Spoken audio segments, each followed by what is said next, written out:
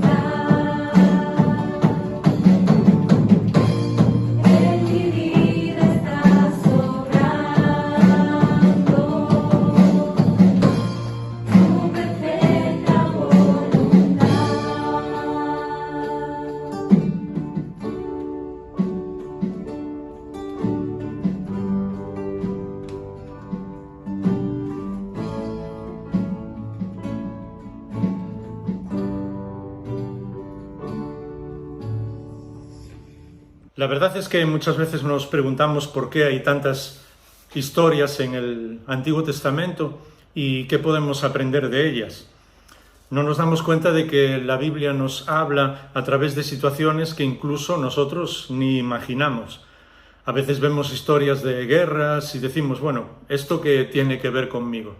Es obvio que no vamos a ir a una guerra literal en el día de hoy, pero sí hay muchas cosas que podemos aprender en nuestra vida espiritual.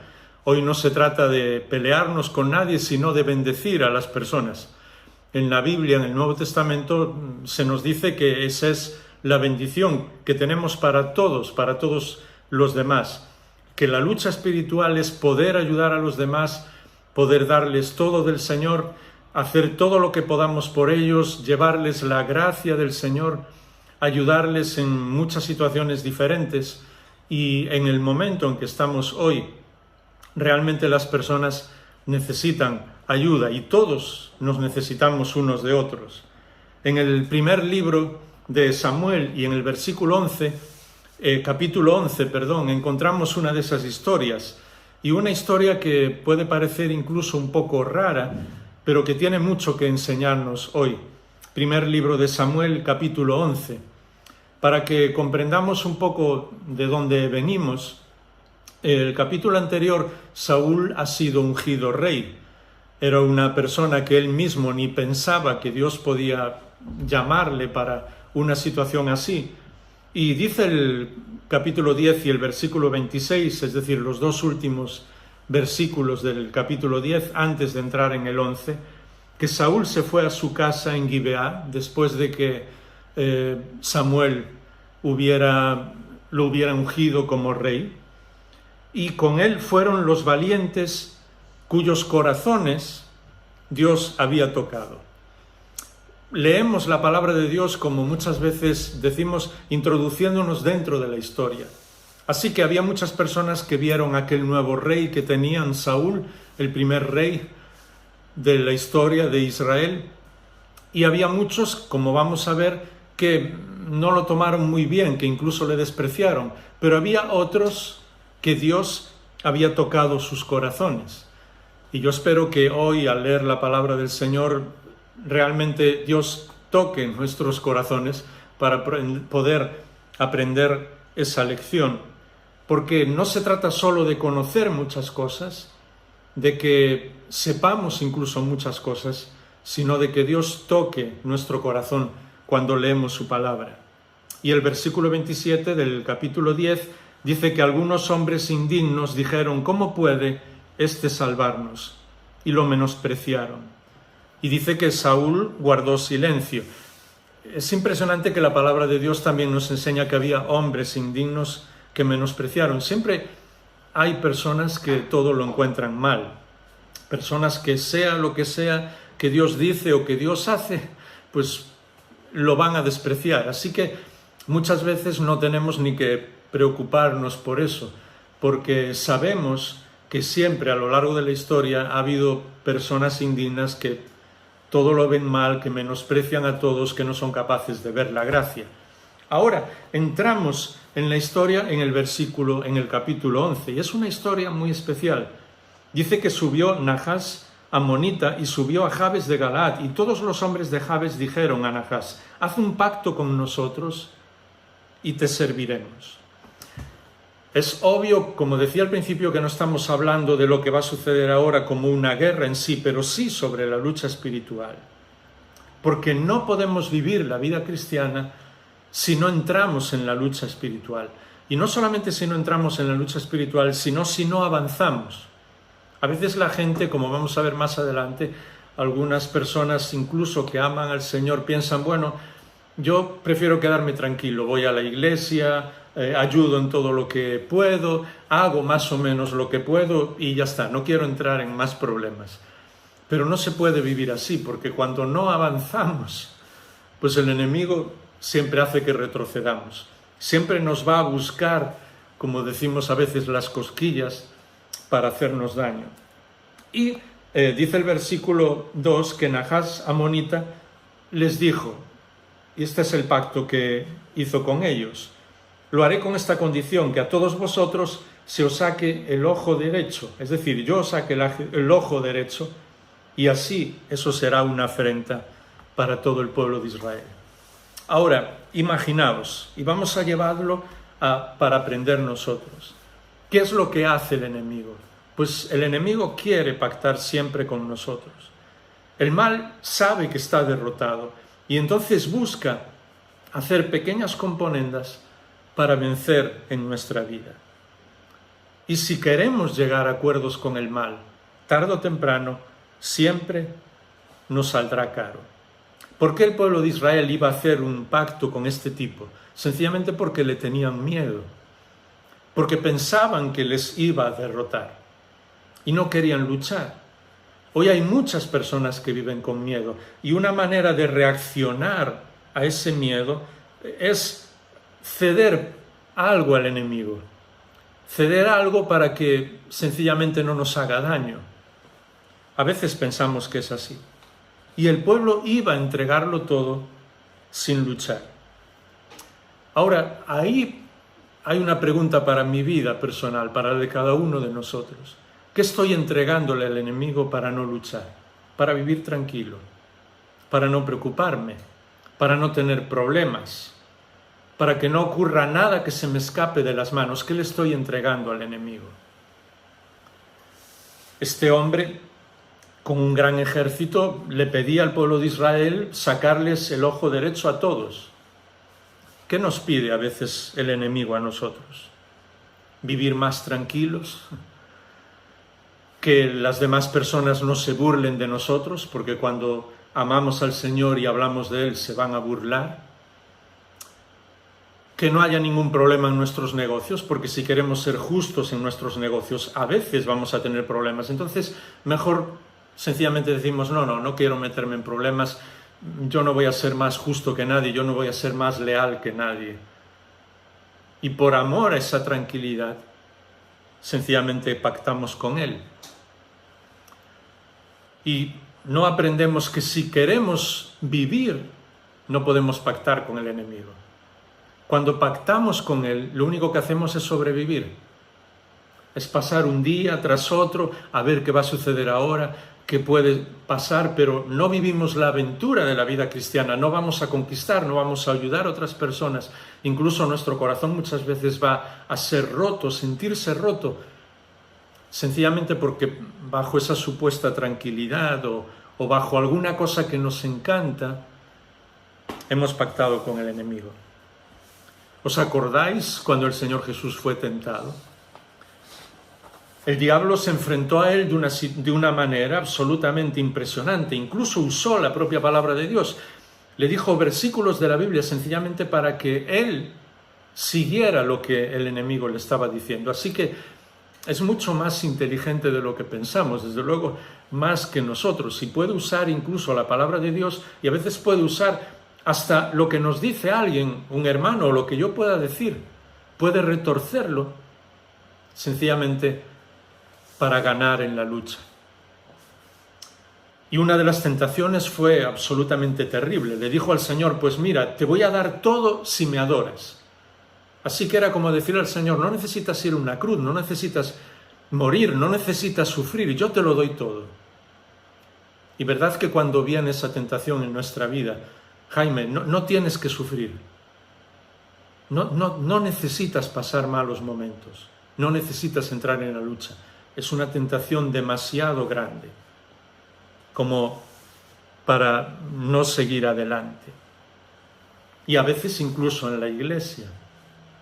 ¿Cuál es la tentación en el día de hoy? Sé que lo he dicho varias veces, pero es llevar una vida tranquila, ser un espectador, asistir a las reuniones, y está muy bien, eso es parte de la voluntad de Dios, pero no más que eso, no meterse en más problemas, no hablarle a nadie del Señor, no ayudar a ninguna persona, porque tenemos un refrán en nuestra lengua que el que se mete a Redentor sale crucificado, ¿lo recordáis? Y desgraciadamente ese refrán es así.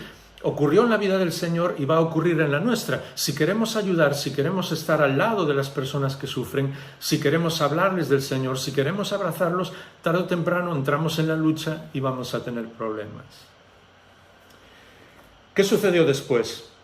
que, versículo 3, sigo en el capítulo 11 del primer libro de Samuel, los responsables, los ancianos de esa ciudad, le dijeron: danos 7 días para que enviemos mensajeros por todo el pueblo de Israel, y si no hay quien nos libre, nos entregaremos a ti. 7 días.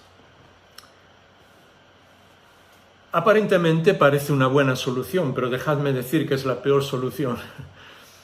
Porque ellos pidieron 7 días, ¿para qué? Para hablarlo por todo el pueblo de Israel, para ver qué podían hacer. Y creo que ya todos sabéis a dónde quiero ir. Antes que ninguna otra cosa, tenían que haber hablado con el Señor. Tenían que haberle preguntado al Señor. Ellos están rodeados, vencidos. No saben qué hacer, el enemigo es mucho más poderoso y piden 7 días para hablar entre ellos, para planificar, para ver si hay alguien que puede librarles, para ver qué pueden hacer. En vez de decir: mira, vamos a orar, vamos a pedirle ayuda al Señor, vamos a pedir que Él transforme esta situación o que nos guíe de acuerdo a su voluntad en lo que tenemos que hacer.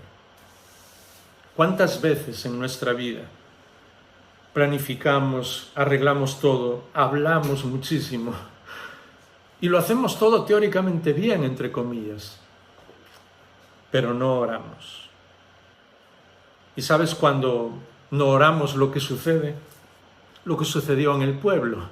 ¿Veis cómo esta historia y muchas del Antiguo Testamento, todas las historias del Antiguo Testamento, tienen mucho que decirnos a nuestra vida? Versículo 4, cuando los mensajeros fueron a Gibeá de Saúl y hablaron estas palabras a oídos del pueblo, todo el pueblo alzó la voz y lloró. Y ya está. Y no oraron al Señor.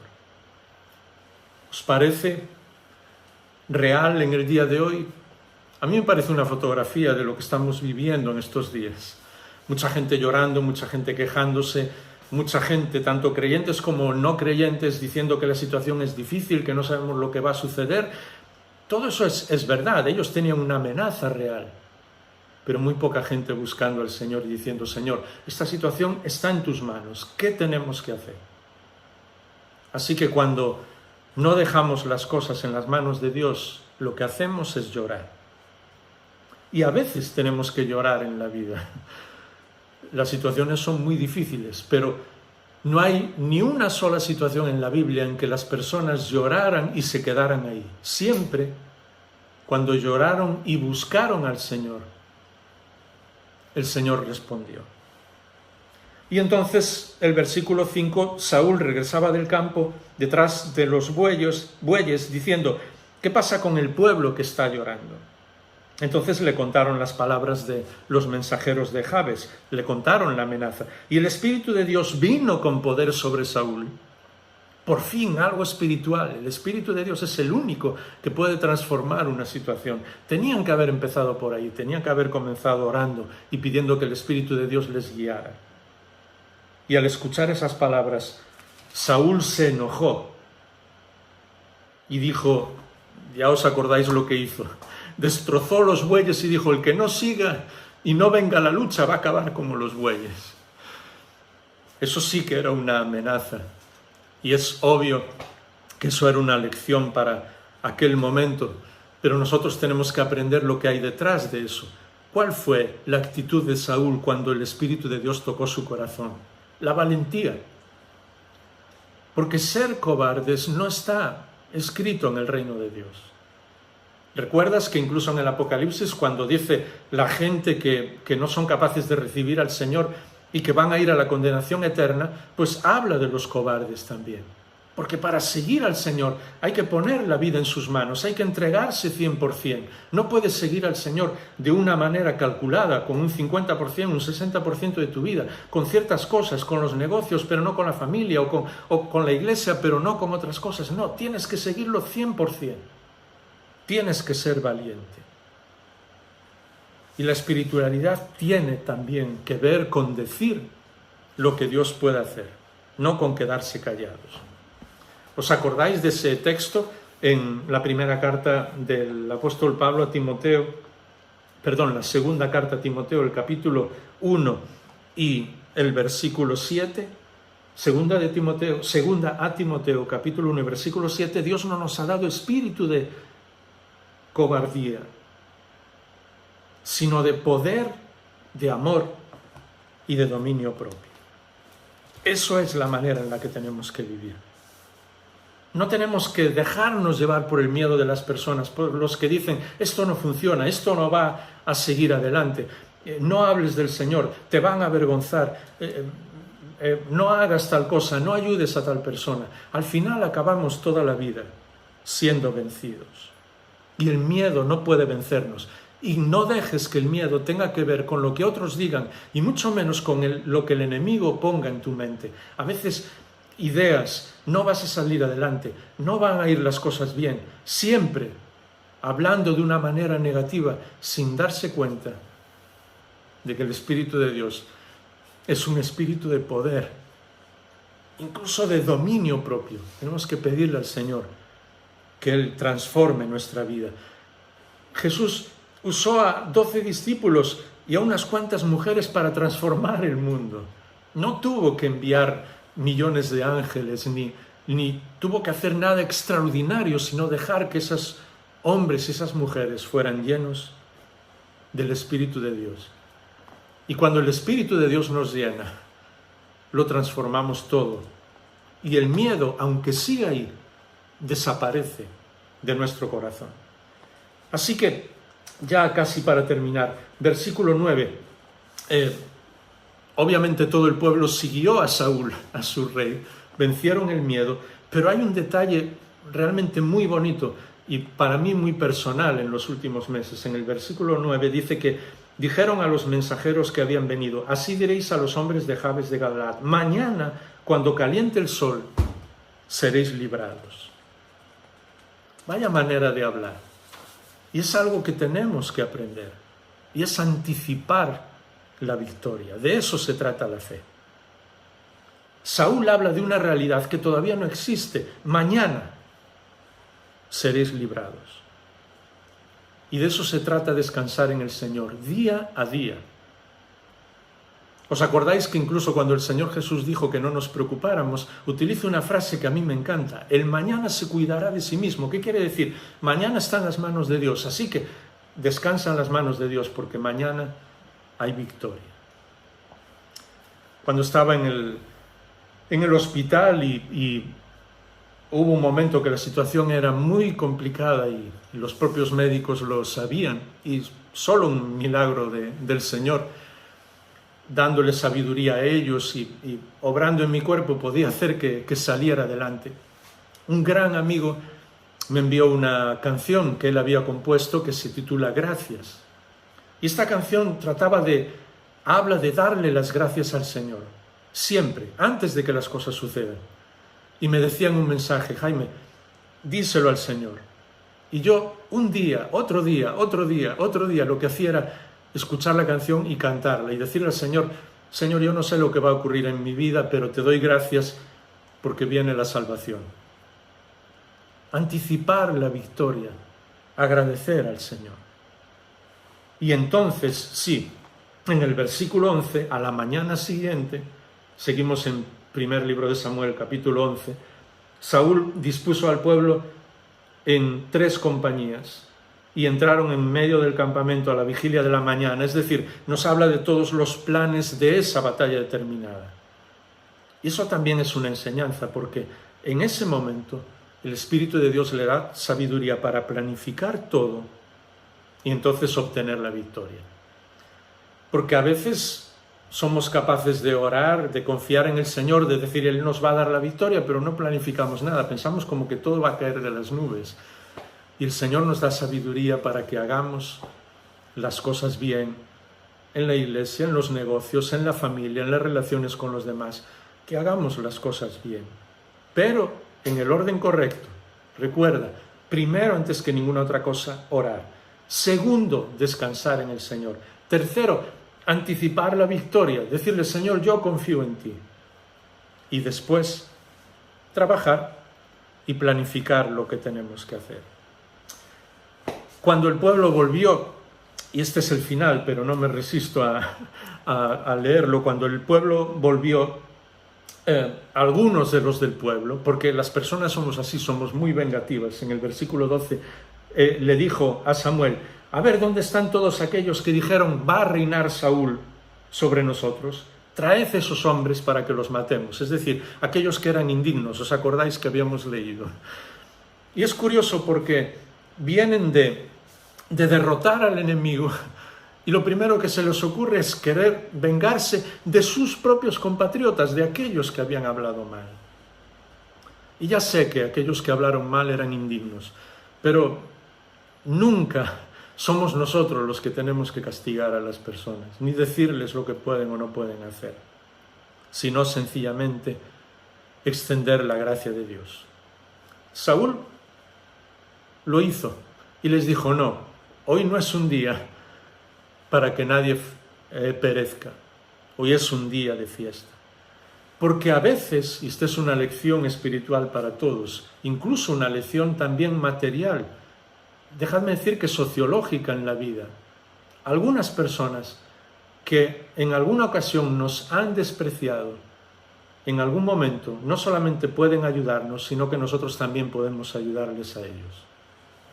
Nunca cierres ninguna puerta. Quizás hay gente que te ha hecho daño, que te ha despreciado, que ha dicho muchas cosas malas de ti, que han sido indignos como aquellos. Pero no te preocupes. Llegará un día en el que Dios le dará la vuelta, y entonces nuestra respuesta como hijo de Dios es no vengarnos, sino extenderles la gracia. Porque sabes lo que ocurrió, y ese es el final, versículo 15. Todo el pueblo fue a Gilgal y allí hicieron rey a Saúl delante del Señor. Allí también ofrecieron sacrificios y se regocijaron grandemente. Comenzó la fiesta. Porque es curioso, muchas veces de una situación terrible, que no sabemos qué hacer, que tenemos miedo, que da la impresión de que nos van a vencer, que parece que no hay mañana. El Señor, ¿sabes cómo termina esas situaciones? Con una gran fiesta. Y nosotros tenemos que aprender a vivir en esa fiesta. ¿Sabéis? Sé que sufrimos muchas veces y que hay situaciones muy difíciles, pero la tristeza no es el estado natural de una persona que ama al Señor, sino la alegría, la fiesta. Incluso cuando estamos al borde de la muerte, no es nuestro estado natural, porque la tristeza es pasajera nada más. Dios vino para que tengamos vida, y una vida en abundancia. La vida cristiana no es una tumba, es una celebración. Y así tenemos que vivir. Y por eso me gustaría terminar con cómo sigue aquel texto. ¿Os acordáis de 2 Timoteo 1:7, cuando dice que Dios no nos ha dado un espíritu de cobardía, sino de poder, de amor y de dominio propio? Estoy en la segunda carta a Timoteo, capítulo 1 y versículo 7, porque a veces incluso al leer ese versículo no leemos todo lo que sigue. Dice: por lo tanto, y a mí sabéis que me encanta la palabra de Dios, porque cuando leo un versículo y el siguiente empieza con por lo tanto, no puedo pararme ahí, tengo que seguir. Por lo tanto, versículo 8, no te avergüences del testimonio de nuestro Señor, ni de mí, dice Pablo, prisionero suyo, sino participa conmigo en los sufrimientos por el Evangelio, en las aflicciones por el Evangelio, según el poder de Dios, quien nos ha salvado y nos ha llamado con un llamamiento santo, no según nuestras obras, sino según su propósito y según la gracia que nos fue dada en Cristo Jesús desde la eternidad, y que ahora ha sido manifestada por la aparición de nuestro Salvador, Cristo Jesús, quien venció a la muerte, y no solamente la venció, sino que la abolió. Es decir, para los que amamos al Señor, la muerte ya no existe. Dice en otro lugar, un abrir y cerrar de ojos.